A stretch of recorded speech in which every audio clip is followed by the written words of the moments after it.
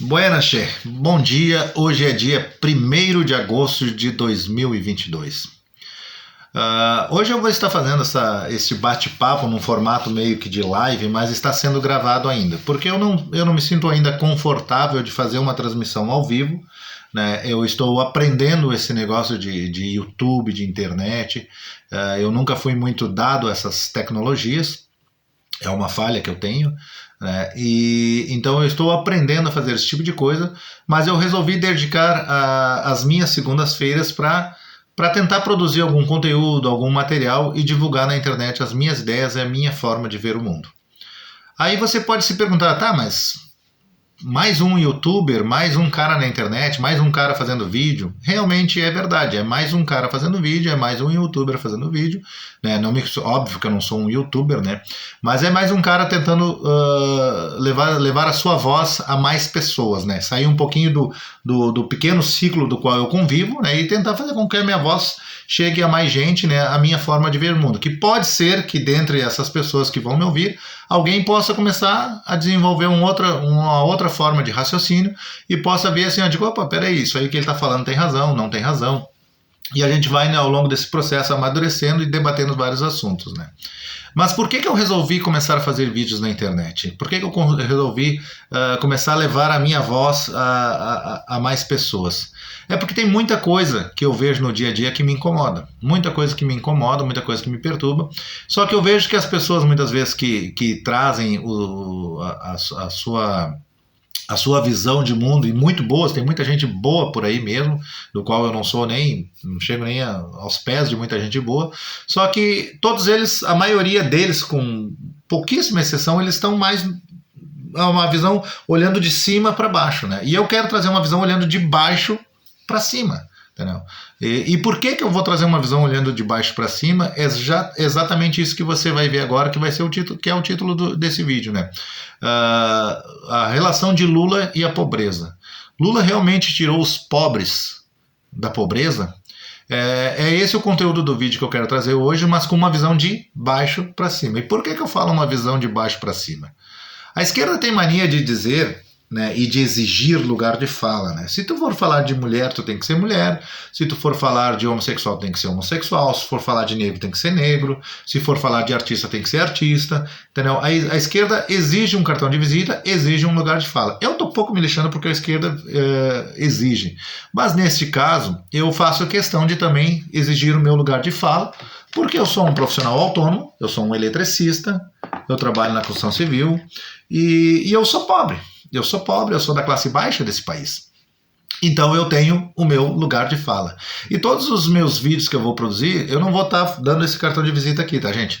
Mas eu vou... É só para deixar claro que todos os meus vídeos sempre vai ser a visão de baixo para cima, de quem frequenta a periferia do meu bairro, né? De quem tem uma casa simples, de quem tem um Corsa 98, de quem luta todo dia para pagar suas contas, né? E que nas segundas-feiras vai abrir mão de ganhar os seus R$ 50 diários, um pouquinho menos, um pouquinho mais, mas vai produzir alguma coisa para largar na internet para ver se a gente consegue também fazer o nosso papel de levantar a nossa voz, né? Já que o Alexandre de Moraes disse que a internet deu voz aos imbecis, aqui está mais um imbecil falando e vamos falar aquilo que a gente acredita, aquilo que a gente entende como sendo a forma correta de defender as nossas causas e a nossa verdade, e defender a verdade, né? Não existe nossa verdade, defender a verdade.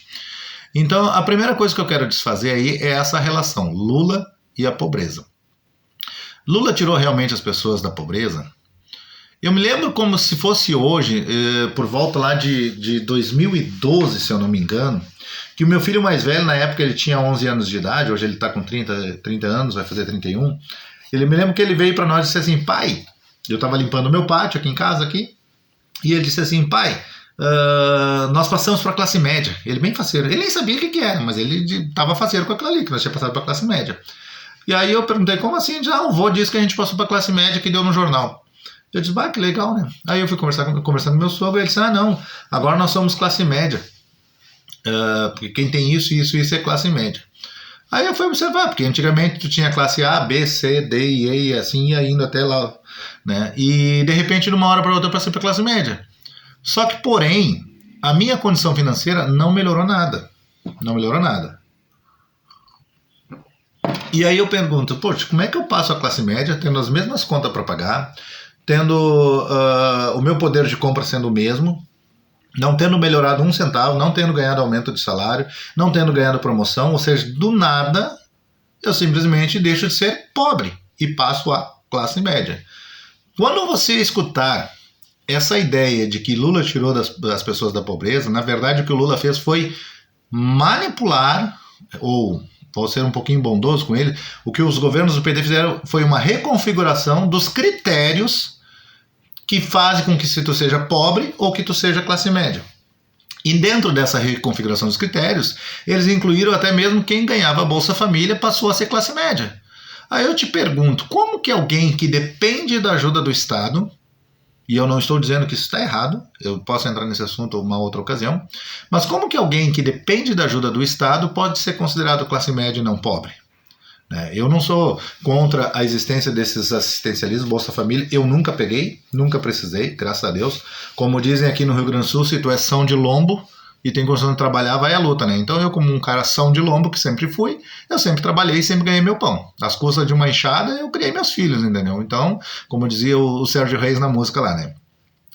Então, nessas condições eu sempre trabalhei. Mas eu não sou contra que o governo dê assistência social àquelas pessoas que realmente precisam, as pessoas que realmente estão numa condição de extrema pobreza, numa condição de extrema carência, e eu acho que a assistência social, Bolsa Família, essas coisas, elas têm que ser dadas a essas pessoas e também tem que ser dado uma rota de fuga, uma maneira com que essas pessoas possam ir crescendo e um dia não precisar mais dessa assistência, né? Para que essa assistência vá alcançando outras pessoas.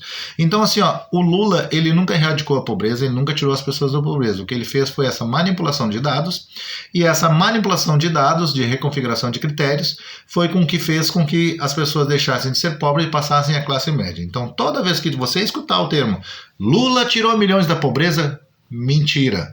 O que o Lula fez foi uma reconfiguração dos critérios que fez com que as pessoas deixassem de ser classe pobre e passassem a ser classe média. Ah, 2 televisão, uma TV, um carro pau velho, alguma outra coisinha, e a pessoa passa a ser classe média. E eu passei a classe média sem melhorar um centavo, né?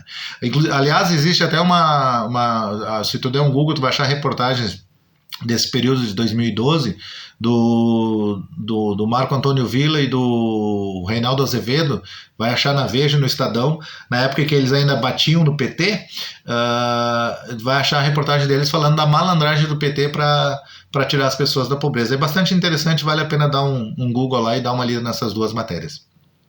Então, assim, ó, a esquerda ela é craque nesse negócio de jogar com as palavras, de jogar com os dados, de fazer manipulações para que ela dê uma aura de que realmente a nossa vida está melhorando, a nossa vida está prosperando, sem que com isso a gente tenha uma sensação de melhora, mas na prática não melhorou nada. Uma outra coisa que os governos PT fizeram, né, e por isso muita gente tem aquela percepção de que na época do PT era boa, porque o crédito era fácil, eles deram acesso a crédito muito fácil, o que faz com que hoje nós tenhamos uma dívida gigantesca com os bancos. E é por isso que os banqueiros estão tão loucos que o Lula volte de novo, entendeu? Porque na época do PT, o crédito foi tão fácil que eu me lembro que em 2005 eu comprei um carro 0 km, com uma entrada de R$900, um Uno 2005, 0 km, que entra 4 portas, um Uno Fire, com uma entrada de R$900 e uma bíblia para pagar de prestações de R$900 também. Dava 2 vezes o valor do carro. O que aconteceu? 5 anos para pagar um carro, meu amigo. Quando chegar no final, o carro não vale mais nada e a dívida continua. Resumo da história: entre essas oscilações e coisa e tal, eu acabei perdendo o carro e ficando com a dívida, que tive que pagar depois. Ou seja, muita gente, assim como eu, né, com aquele desejo de ter alguma coisa, quem não gosta de ter um carro 0, né? Então a gente, com esse desejo de conquistar alguma coisa, de ter alguma coisa, a gente vai lá se enredando, dá um crédito aqui, a gente vai, dá uma coisa ali, e a gente vai apanhando da vida, tentando conquistar e acaba se endividando, né? E isso aconteceu tanto no âmbito privado do ser humano, do cidadão, quanto aconteceu com o país também. O país veio se endividando desde aquela época, né? Os governos do PT, como ele costuma dizer, porque o pobre vai voltar a comer picanha. Senhor Lula, quando que eu comi picanha no seu governo? Não era fácil comer picanha não, meu amigo. Sempre foi uma costela, aliás, eu adoro, né? Para mim é a melhor carne que existe. Mas sempre foi um churrasquinho de uma costela, um salsichão e um frango. O pobre nunca comeu picanha nos governos Lula. Isso é mentira, isso é falácia. Entendeu? E o que foi mudando no nosso país, ele não, como diz o Roberto Campos, o Brasil é o país do futuro que nunca chega. E, na verdade, o nosso país ele não chegou a prosperar durante os governos Lula. Nós tivemos, podemos dizer que tivemos um PIB artificial durante os governos Lula, tá? Porque os governos do PT, porque aquela avalanche de trabalho da construção civil, aí entra um parêntese, aí entra um parêntese que eu quero fazer. Eu ganhei bastante dinheiro durante esse período. Eu ganhei bastante dinheiro com a construção civil durante esse período, porque a economia brasileira ela estava extremamente sendo aquecida pela construção civil. E isso, gente, isso que eu estou falando para vocês não é um conhecimento, como é que eu posso dizer assim, ó, eu não estudei isso aí, eu não estou dando um conhecimento assim, daqui a pouco vai vir um economista, vai vir alguém, pode me dizer, não, porque isso, cara, eu estou dando um conhecimento empírico, ou seja, aquilo que eu vivi e aquilo que eu percebi que aconteceu. Tá?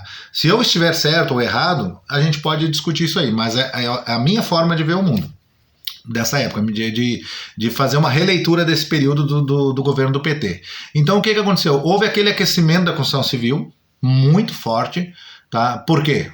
Aí a gente pode ter vários tipos de critérios, de observações do porquê que foi aquecido, né? Mas a gente sabe que houve todos aqueles escândalos de corrupção, a gente sabe que houve aquelas construções tanto no Minha Casa Minha Vida, quanto nas obras da Copa. Então tudo isso foi, né, durante todo esse período de governo do PT, a construção civil esteve muito forte, muito aquecida, né? Porque muita gente estava ganhando dinheiro, era muita riqueza, e essa riqueza vai acabar, pronto, eles não conseguem levar tudo, então ela vai respingando e vai chegando na gente que é mais pobre e a gente começa a ganhar dinheiro.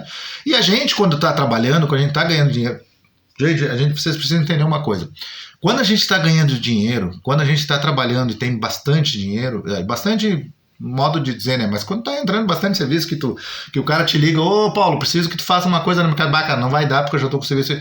Isso é muito bom pra gente que é autônomo, entendeu? E a gente não tem outra preocupação senão continuar ganhando dinheiro.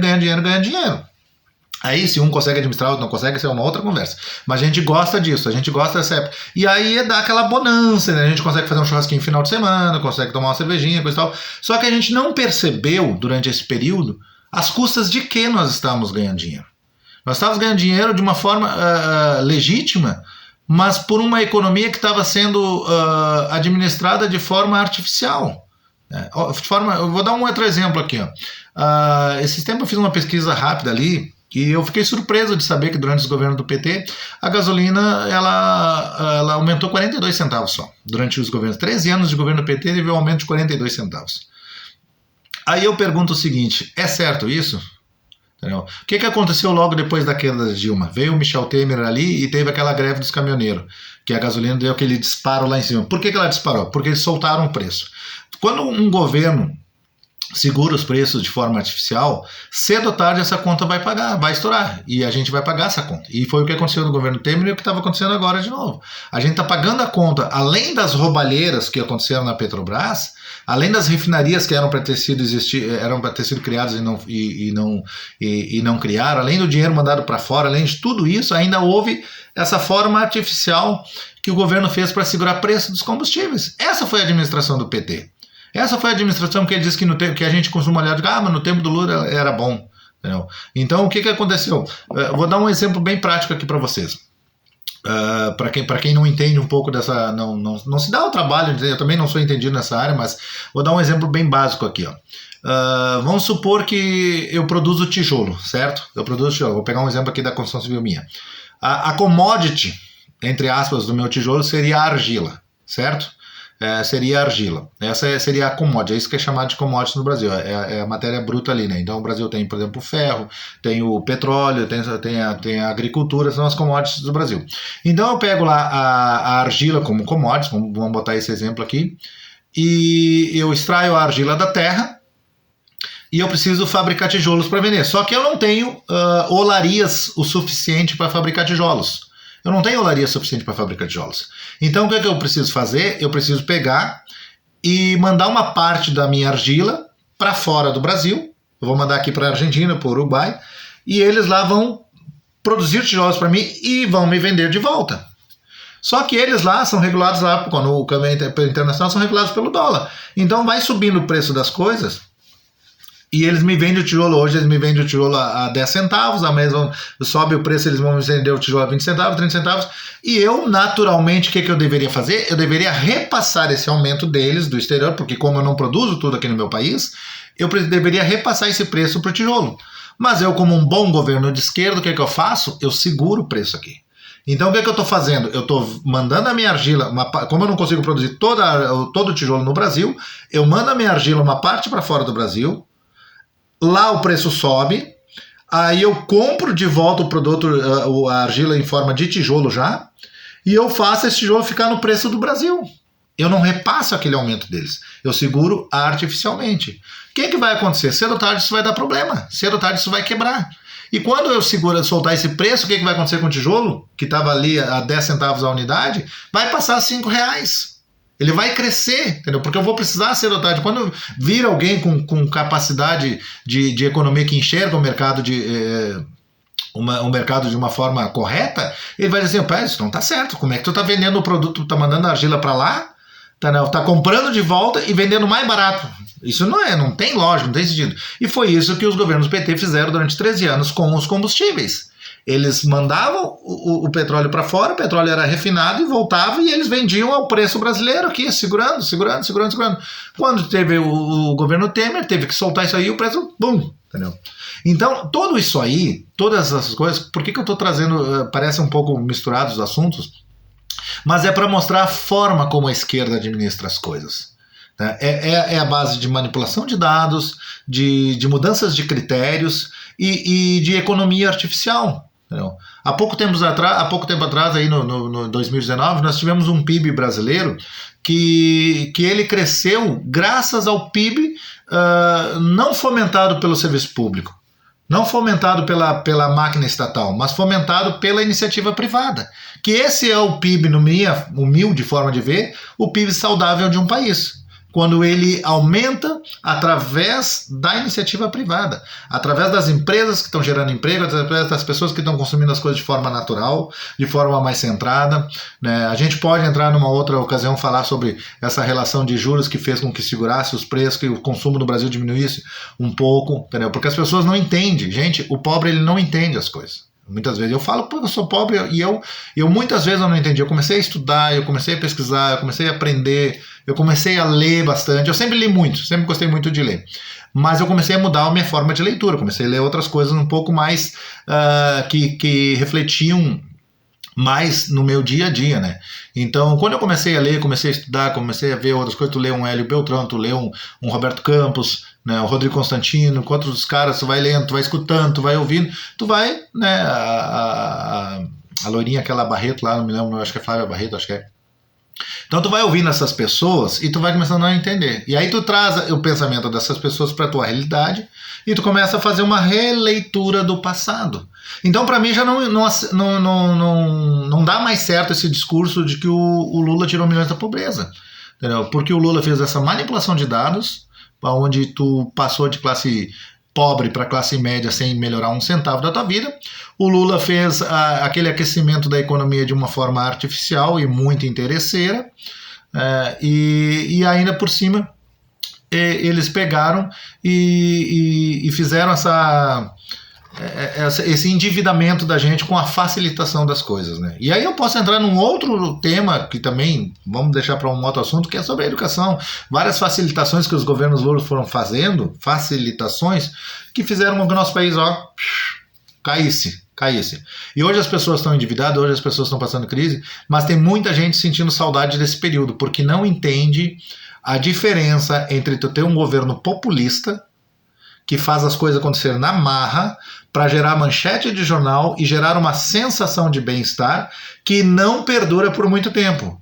Ou seja, é como eu ter uma casa e com uma má administração, mas chega todo final de ano, eu pinto a casa, tiro os mofos e coisa e tal, mas não mexo na estrutura dela. Eu vou ter que estar toda hora remendando essa casa e ela nunca prospera, entendeu? Enquanto eu não atacar naquilo que realmente é fundamental.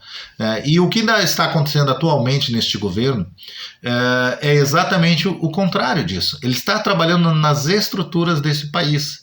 Quando você pensar em economia, não pense somente no Ministério da Fazenda, lá no Paulo Guedes, naquele pessoal lá. A economia não é só isso, gente.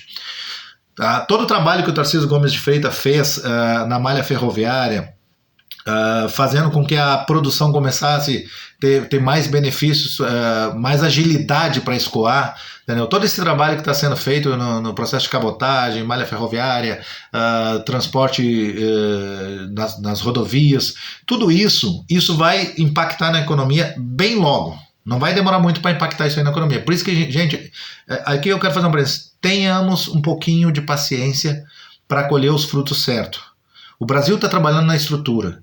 Se nós voltarmos agora para um governo de esquerda, nós vamos acabar com toda a chance que nós temos de realmente começar a colocar esse país no trilho e quem sabe um dia nós sermos o país do futuro, como dizia o Roberto Campos. Agora, se a gente começar a agir nesse imediatismo, onde a gente começa a olhar o tempo todo, mas na época do fulano, cara, na época do fulano não era boa não, entendeu? Não era boa não. Entendeu? Na época do fulano era empurrado com a barriga e a gente nunca melhorou grande coisa. As riquezas que o nosso país tem, ela é muito gerada porque o nosso povo é muito trabalhador, porque a gente se esforça muito, mas a gente paga muito para viver. 150 dias do ano é só para pagar as dívidas com o Estado. Então, e toda vez que você vê um esquerdista dizendo que se preocupa contigo, tá? Saiba que esse mesmo cara que diz que se preocupa contigo é o responsável direto por esses 150 dias de impostos que eu trabalho, 150 dias que eu trabalho para pagar imposto. Porque o esquerdista quer um Estado gigantesco, o esquerdista é fã de carteirinha do servidor público, e eu não estou dizendo aqui que eu sou contra o servidor público, eu estou dizendo que nós temos um excesso de serviço público. Tá? Nós temos agências reguladoras, nós temos um monte de coisa que não precisava existir. E quem é que paga isso aí? Somos nós. Somos nós. Então a gente precisa entender assim, cara, se tu quer sair da pobreza, se tu quer que esse país avance, vamos continuar nessa toada, vamos continuar nesse rumo que nós estamos certo, tá? De que tá corrigindo a infraestrutura do país. Quando tu corrige a infraestrutura do país, vou dar um exemplo bem simples assim, se eu tenho uma rodovia, vamos supor, eu sou um cara aqui que, vamos lá no negócio do tijolo de novo, tá? Eu produzo meu tijolo, e eu tenho que levar esse meu tijolo, o transportador tem que levar meu tijolo lá pro outro lado da cidade. E eu tenho uma rodovia, uma rua, é toda esburacada. Passou anos aquilo ali. Como tem o desgaste do caminhão, o custo de pneu, desgaste, mecânica e tempo que demora o dobro para chegar lá, o frete fica lá em cima e o tijolo tem que subir também. Quando vem lá um governo e asfalta esse trajeto até lá, o transportador vai ganhar em tempo, não vai ter tanto desgaste do seu caminhão, vai conseguir aumentar o número de frete, e isso tudo vai impactar onde? No tijolo, no produto. Então, isso é o que o governo federal está fazendo. Impactar, fazendo as coisas melhorarem, para que haja um melhor escoamento de toda a produção agrícola, de maquinário, de tudo que o Brasil produz. Está começando a transitar melhor entre os estados e até mesmo para fora. Então o que vai acontecer? Isso vai impactar nas finanças do Brasil. Logo, logo nós vamos ter preços cada vez menores, cada vez melhor. Entendeu? Mas para isso a gente precisa atuar em várias áreas. E aí para isso é preciso que o povo dê um pouquinho de crédito e tenha um pouquinho de paciência. Nós já sofremos a vida toda, gente. Se vocês parar para pensar, eu já estou encerrando aqui porque eu já acabei indo longe demais, mas se vocês parar para pensar, a Europa e os Estados Unidos e parte da Ásia prosperaram grandemente. A Europa passou por 2 grandes guerras, os Estados Unidos também passou pela crise de 29, a Ásia também passou por várias coisas, e eles em pouco tempo eles prosperaram. A Ásia em 20 anos deu um boom. Olha o que é a Coreia do Sul, entendeu? E a gente não para se perguntar por que só as Américas do Sul, né, e parte da África vive nessa pobreza e nessa miséria, porque o nosso crescimento, gente, ele não é um crescimento resultado das políticas de governo. O nosso crescimento ele é resultado porque a gente trabalha demais e produz demais. Entendeu? Se nós tivéssemos o retorno que um governo deveria dar, nós éramos para ser o país de primeiro mundo. Top. Entendeu? Então, o nosso crescimento durante esses 50 anos, que eu falo da minha idade, durante esses 50 anos, o crescimento que o Brasil teve, não foi por causa de políticas de Estado, foi porque a gente produz muita riqueza. Agora, se nós começarmos a ter o que está sendo feito agora, uma política de Estado correta, entendeu? Apesar de tudo lutando contra, nós temos uma Câmara que lutava contra. Rodrigo Maia saiu da presidência da Câmara dizendo que agora ele poderia ser oposição. Opa, agora ele pode ser? Ele sempre foi oposição ao governo, entendeu? Então nós tivemos esses quase 4 anos de governo, onde passamos por várias crises, pandemia, óleo na Amazônia, pandemia, mancha de óleo no Nordeste, queimada da Amazônia, enchente de Brumadinho, tudo isso, mais oposição da esquerda, oposição sistêmica da grande mídia, judiciário lutando contra, e apesar de tudo isso lutando contra, o Brasil ainda consegue crescer. Ainda é o país que está saindo melhor economicamente depois de tudo isso que está acontecendo. Então será que a gente não pode ter um pouquinho de paciência e dizer assim, ó, vamos apostar mais um pouco? Vamos acreditar mais um pouco que agora nós estamos no caminho certo? Procure, gente, entender um pouquinho mais o que é economia, como é que funciona o sistema de formação de preços, aonde que entra a taxa de juros, quando que ela quer, por que quando aumenta os juros diminui o consumo e faz com que as pessoas freiem? Porque se não tivesse aumentado os juros, o Banco Central independente, que é muito importante, aconteceu durante esse governo, se não tivesse aumentado essa taxa de juros, o consumo, imagina as famílias em casa consumindo, com os preços lá embaixo segurados na marra. Ia ter escassez, como teve em vários países, entendeu? Então tudo isso, ele é bastante complexo, essas coisas, mas é preciso que a gente entenda como é que funciona tudo isso aí, para que a gente não engula mais essas narrativas de esquerda, que faz com que a gente pense que, como diz a Zélia Duncan, né, na Argentina agora temos um governo de verdade, um presidente de verdade, né, com que faz com que a gente pense que naquela época nós tínhamos um presidente de verdade, um governo de verdade. Não. Naquela época nós tínhamos populismos e nós íamos nos afundar cada vez mais. Tá? Pare e pense um pouquinho mais sobre isso aí, tenha um pouquinho mais de atenção, faça uma recapitulação realmente, uma releitura do teu passado e veja se realmente naquela época foi melhor. Entendeu? Porque senão nós vamos continuar sendo eternamente o país do futuro que nunca chega. Pense um pouquinho mais, repense a sua forma de ver o mundo. Eu sou Paulo Vilar de Canoas, do Rio Grande do Sul. Um abraço a todos e me desculpe aí os trejeitos, os erros, porque eu ainda estou aprendendo a fazer esse negócio de YouTube, mas eu espero que a minha mensagem consiga atingir pelo menos uma pessoa que consiga parar e começar a repensar a forma de ver o mundo, a forma de rever o Brasil, a forma de rever a economia do nosso país e a política do nosso país, sem esse clubismo de que eu sou de A ou sou de B. Tá? Aqui é um conservador de Canoas que está lutando pelo direito a nós termos a nossa liberdade, a educar os nossos filhos e vivermos a nossa vida de forma livre e independente, sem intromissão do Estado. Um abraço a todos e uma boa semana.